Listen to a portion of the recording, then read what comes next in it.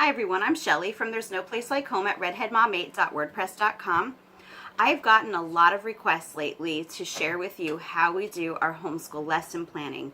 So today I'm going to share with you how I do our lesson planning for what I call our middles, our 4th through 8th graders.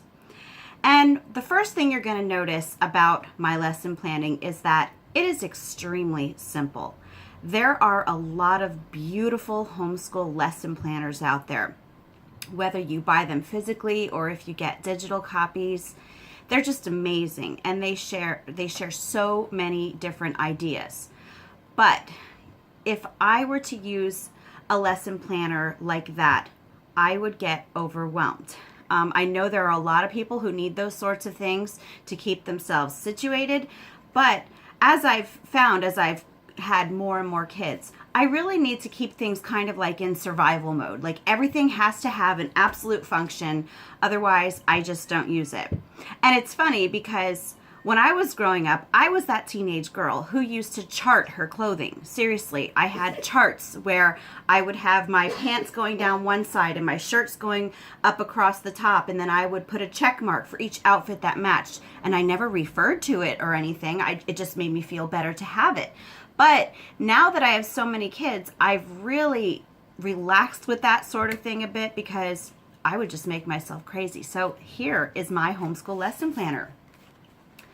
A spiral notebook.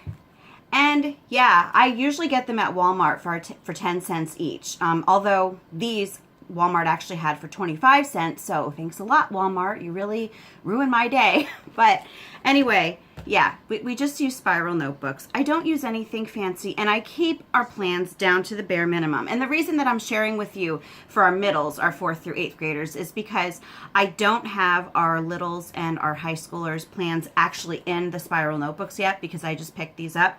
So I'm just going to share this one with you today.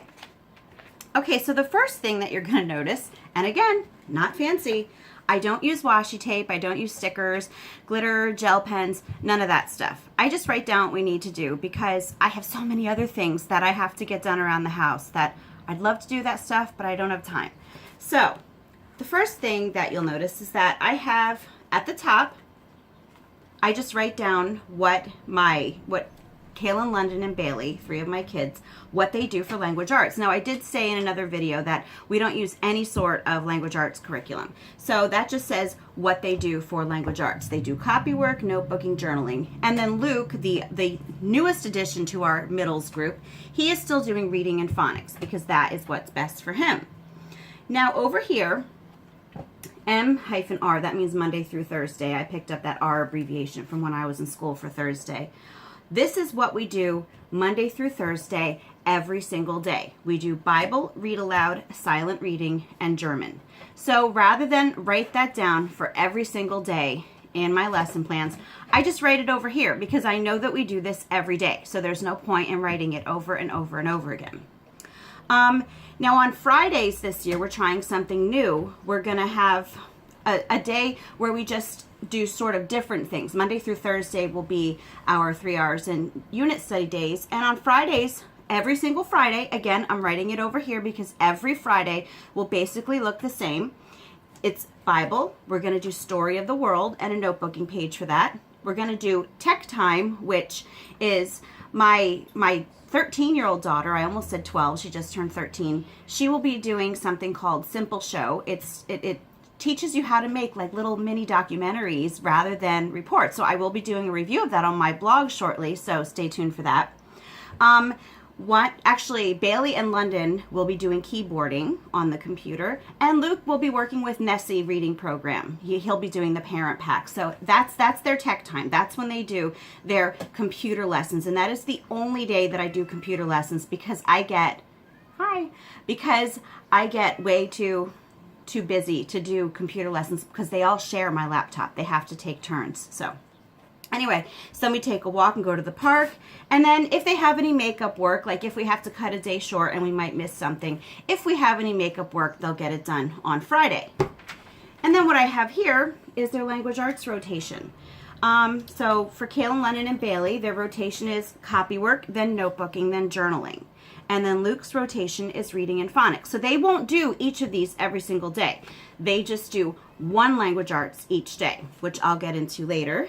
And, oh, that was just what they're doing for tech time down here. Now, over here on this side, at the top, I have what supplies we will be needing for the week and what sorts of books I need to get at the library. Sometimes I just put down what sorts of topics we need. Other times I put actual titles. And since we're using CONUS, we do 2 unit studies each day.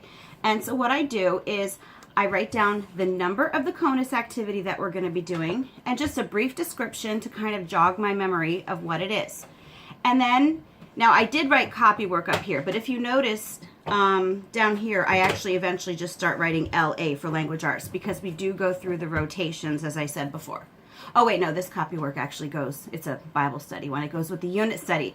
I'm probably confusing you. I'm not confusing myself though, so that's a good thing. Anyway, so then we have math, and I do write math down because we don't do math separately every single day. There are times that we do it in our unit study, and on those days it will be listed up with our unit study activities, not down here. And then I will write down, if they have any vocabulary words, I will write down the vocabulary words right here. And that is all that I do for my lesson plans.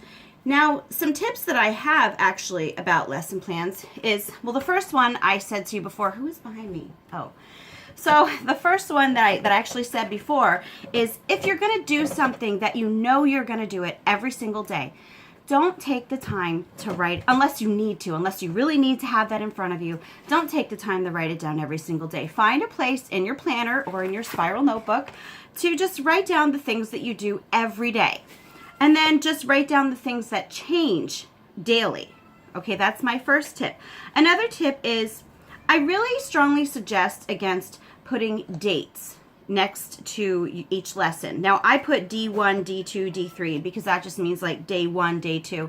And I don't even count my school days. The only reason that I put day 1, day 2 is just so I can tell like the difference between the different lesson plans so that I know that they're different days.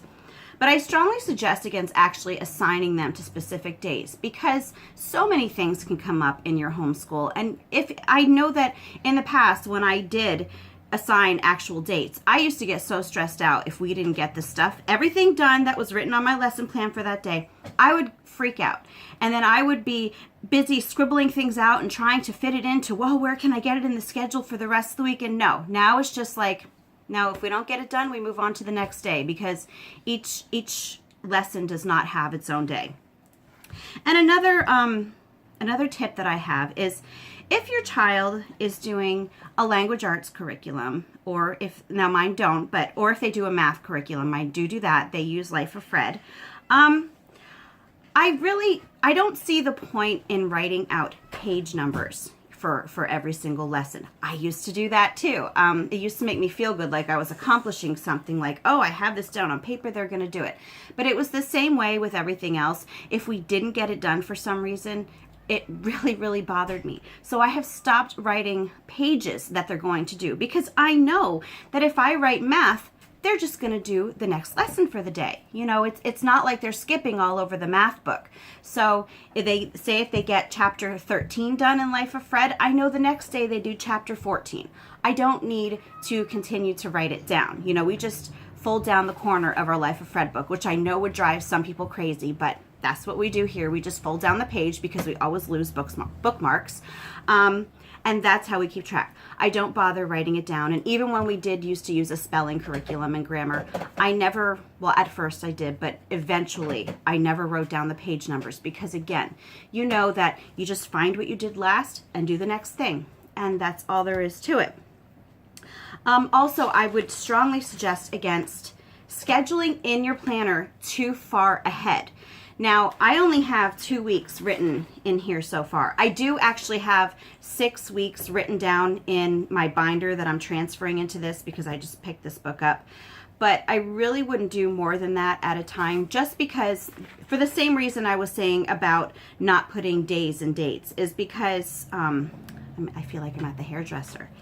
Anyway, because if you kind of lose track of where you are, or if things happen, you're going to get stressed out that you've got all of these lessons here and they're not going on the right day and they're not going on the right order. Well, if you're like me, that will bother you. So I really strongly suggest against just scheduling too far ahead of time. I know it can be nice to have a skeleton framework of the entire year, which I do have that in an old lesson plan book actually that I had picked up at Staples. But all I did was write down unit study ideas for an entire year. You definitely don't need to do that. The only reason I did that was because I got bored the one day and ended up planning out an entire year. But I don't actually transfer it all into my actual planner right away because I really try to keep it just down to a few weeks ahead of time, just so that you know what materials you'll need. So you don't want to do it, like the day before. You want to do it far enough ahead that you have the right books that you need, you have the right materials that you need, but don't plan, like 4 or 5 months ahead in your planner, because I'm telling you, chances are it's not going to work out that way anyway. So that is really all that I do for my lesson plans. If you have any questions, leave a comment. Later on this week, I'll be sharing our homeschool curriculum for this year for my middles. Next week, I will share my even simpler lesson plan for my littles. Wait till you see that one. And then the following week, I will hopefully share my high schoolers' lesson plans, because I haven't even begun to write theirs out at all yet. So I need to get in gear. So anyway, if you have any questions, leave a comment and I'll be happy to get back to you. Have a great day.